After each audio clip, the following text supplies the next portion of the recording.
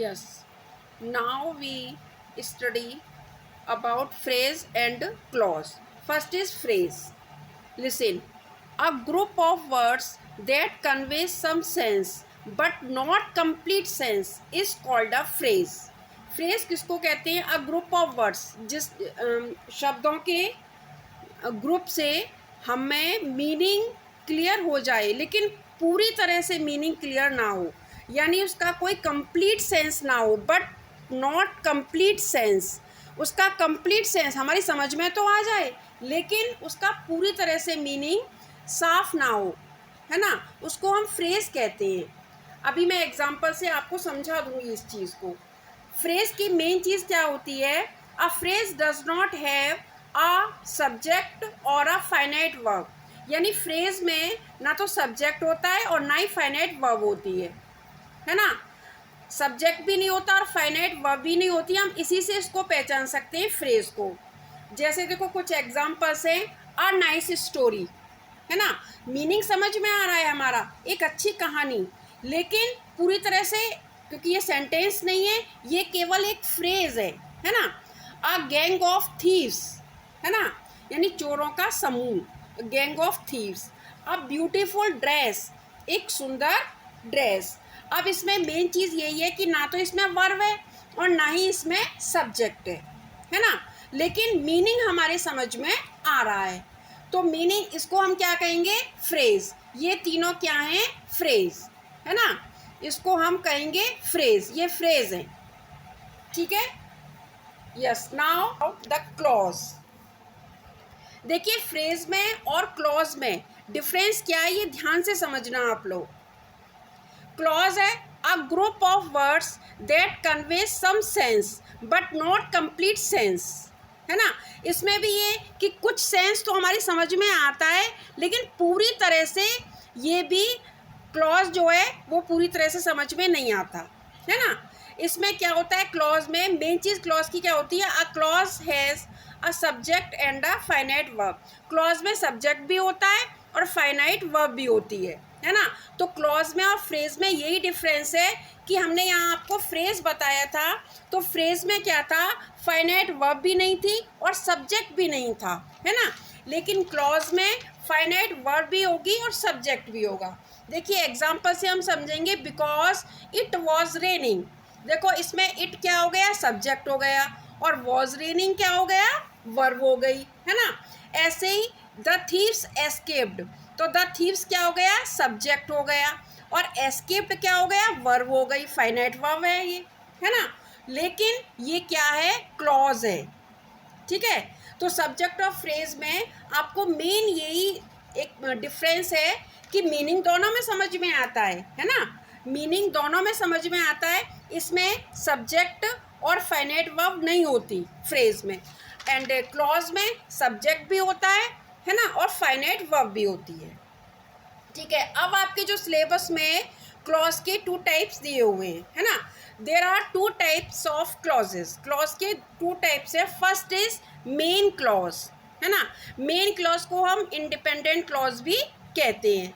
And second is subordinate clause, और इसको हम डिपेंडेंट क्लॉज भी कहते हैं। देखो मेन क्लॉज से मतलब है मुख्य, है ना, मुख्य वाक्य, और इंडिपेंडेंट ये अपने आप में इंडिपेंडेंट है, यानी इसको किसी की ज़रूरत नहीं है।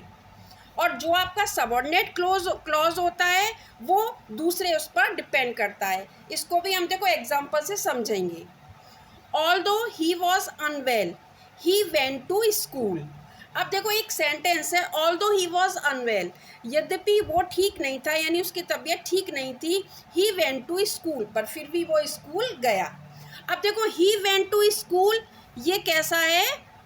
ये है आपका मेन क्लॉज, यानी इंडिपेंडेंट क्लॉज है। यदि हम ही वेंट टू स्कूल बोलेंगे तो भी ये अपने आप में पूर्ण है, कल मैं स्कूल गया, है ना, ये सेंटेंस अपने आप में पूर्ण है। लेकिन ऑल्दो ही वॉज अनवेल, ये अपने आप में पूर्ण नहीं है। यदि आप कहोगे, मैं कहूँगी आपसे ऑल्दो ही वॉज अनवेल, तो आप कहोगे मैम आगे क्या? यानी यद्यपि उसकी तबीयत खराब थी लेकिन फिर उसने क्या किया, है ना। इससे क्या है कि इसका मीनिंग अपने आप में पूर्ण नहीं है, इसको किसी ना किसी की ज़रूरत है, यानी इसको दूसरे क्लॉज की, मेन क्लॉज की ज़रूरत है, बिना उसके ये अपना मीनिंग क्लियर नहीं कर पा रहा।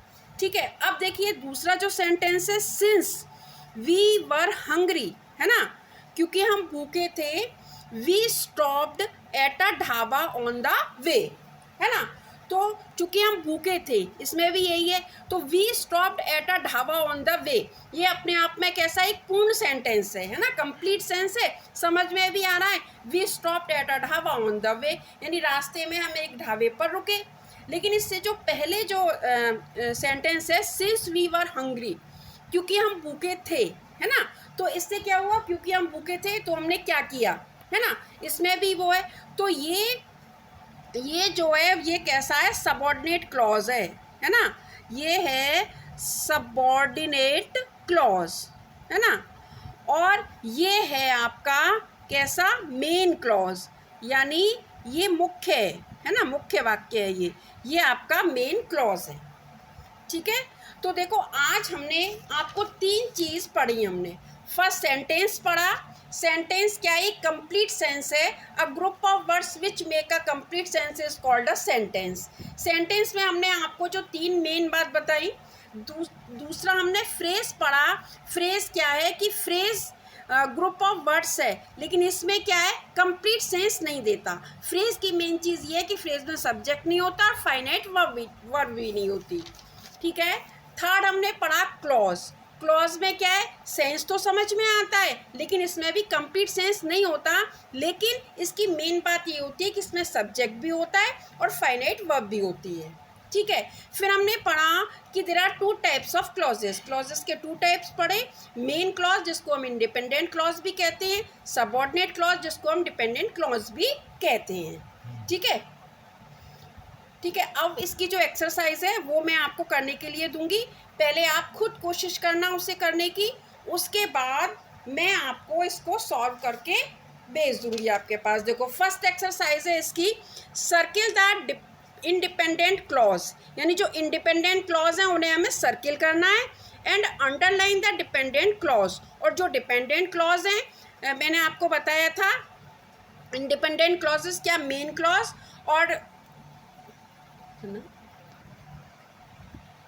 तू कर ले, circle the independent clause and underline the dependent clause, है ना, इंडिपेंडेंट क्लॉज क्या, मेन क्लॉज, और डिपेंडेंट क्लॉज सबऑर्डिनेट क्लॉज। ठीक है, एक तो ये एक्सरसाइज आपको करनी है। सेकंड है, now add suitable words to complete these phrases and clauses and form the sentences, है ना, इनको यूज़ करके हमें एक नया सेंटेंस बनाना है। ठीक है, पहले आप खुद कोशिश करना, फिर उसके बाद मैं आपको इसे सॉल्व करके भेज दूंगी। ठीक है, ओके, नमस्कार आज के लिए।